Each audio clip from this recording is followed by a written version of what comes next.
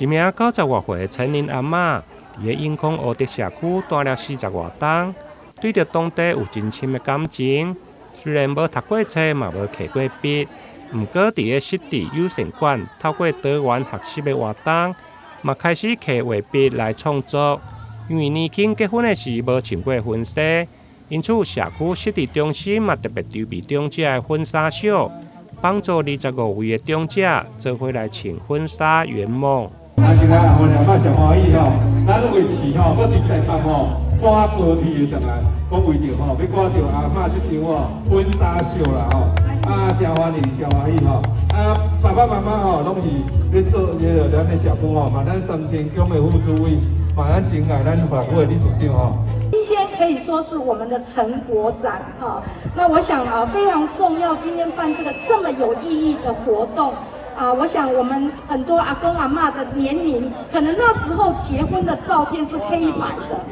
那现在我们要让大家重温旧梦，每个人都回到18岁的时候，那让你可以看到彩色的照片。那我相信这是一个非常有意义的活动。那刚区长也讲了，我们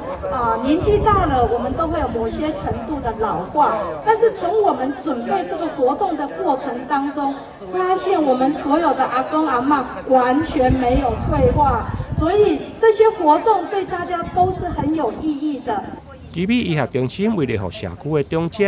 达到预防甲延缓失智，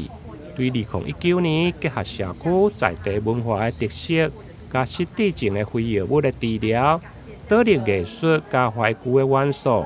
透过学习来强化脑部的记忆功能。当间的活动除了动态的婚纱秀甲歌舞的表演，另外嘛有静态的艺术作品的展览，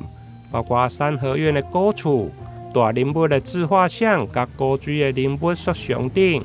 陪伴长者度过一个欢乐的暗暝。台南新闻林根采访报道。